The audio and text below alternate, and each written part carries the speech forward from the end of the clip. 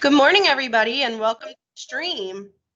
STREAM is a lot like STEM, if you've heard of STEM.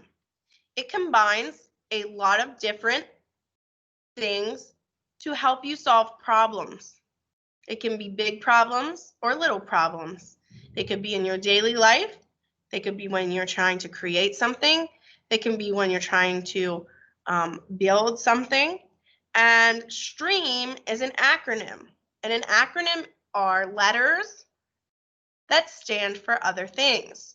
So we have S. S stands for science. T. T stands for technology. R. R can stand for reading, but in our school, since we are a Catholic school, it stands for religion. We want to try to incorporate religion in our problem-solving processes whenever possible. E stands for engineering. A stands for arts, and arts don't just have to mean drawing a picture or a painting or coloring. Arts can be the musical arts. Musicians are artists. They can be cultural arts if you are into dancing. And M for mathematics. So we have STREAM, science, technology, religion, engineering, arts, and mathematics. Today, to kick off STREAM, we're going to watch a video about the engineering design process. An engineer is someone who creates and builds things and figures out how they work. Their design process is much like a problem-solving process. So I'm going to share my screen with you now, and we're going to watch a short video about the engineering process. Okay? I'm going to make it full screen. I'm going to make sure to share my sound with you, and we're going to watch this together.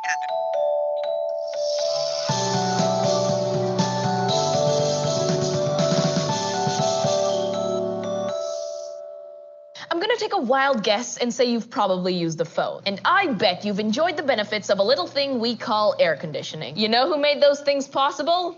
Engineers. We were just talking about engineers in our last video, people who design and build things to solve problems, and there are lots of different kinds of engineers. No matter what type of engineer you want to be though, civil, mechanical, electrical, or a kind that doesn't even exist yet, there's a series of steps that all engineers follow when they're trying to solve a problem. This process is called, wait for it, the engineering process. Makes sense to me. So what sort of steps are included in the engineering process, and why do we need it?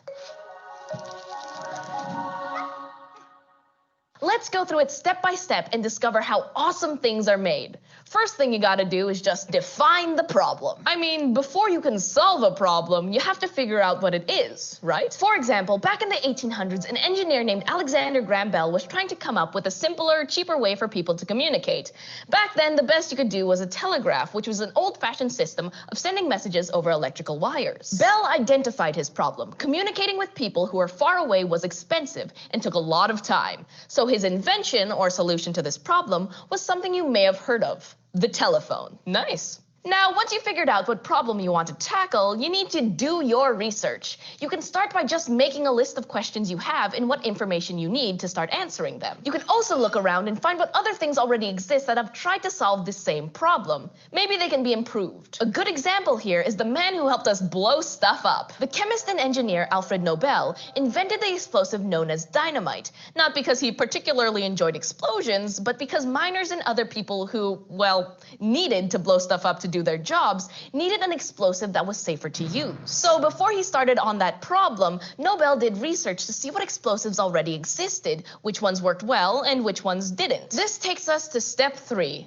Develop a solution. After your research is done, this is where you say exactly how you think you can solve the problem. And once you've thought of a good solution, you have to figure out how it'll actually work and what it will look like. So you have to design your solution. This is where you get to draw. Civil engineers always sketch out their ideas, like buildings and bridges and towers, to show what they'll look like when they're done. Gustave Eiffel designed the famous Eiffel Tower in France, and he definitely showed up on day 1 of construction knowing exactly what it was gonna look like. like. On to step 5, build a prototype. A prototype is just a simple model that lets you test out your design. It can be as big as the real thing's going to be, or it can be a smaller version. You just need to have a prototype so you can test it. This may be the most important step in the whole process. Engineers need to test their design to see if it works like they want it to. So, say if your building's a big tower, does it stand up? Does it stay standing up? If you're designing something with moving parts, does it work the way you want? Now take it from me, my future engineers. You might have a great idea, a really terrific solution to a really big problem. But when you get to this step, your prototype probably won't work exactly the way you want. At least, not on the first try. Most engineers test their prototypes over and over and over again. That's why a lot of time and brainpower goes into the very last step.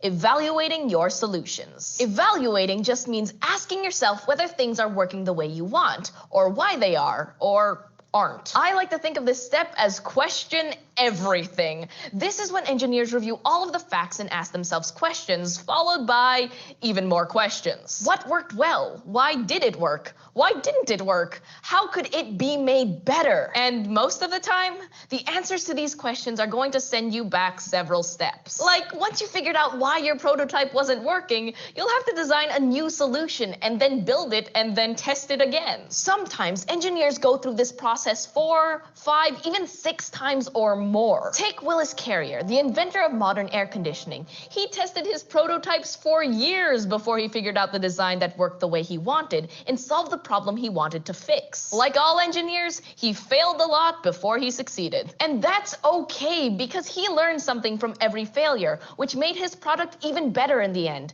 And I, for one, am glad he kept going.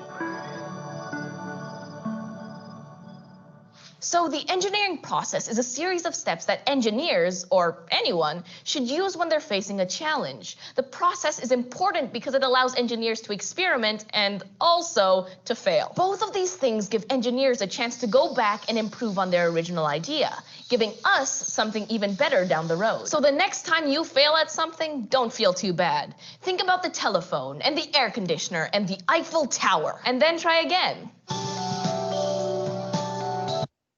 All right, so that was just a quick crash course, and that's what the videos are called, crash course, on the engineering design process. So what I want you to do today is to look around your house. I want you to look at anything in there that was invented, and in the chat underneath the video, I want you to post one item that you think underwent the design process when it was being built, okay? I hope you enjoyed this stream video, and next week we're going to look a little more deeply into the design process and what the steps mean. I hope you have a great day. Thanks. Bye.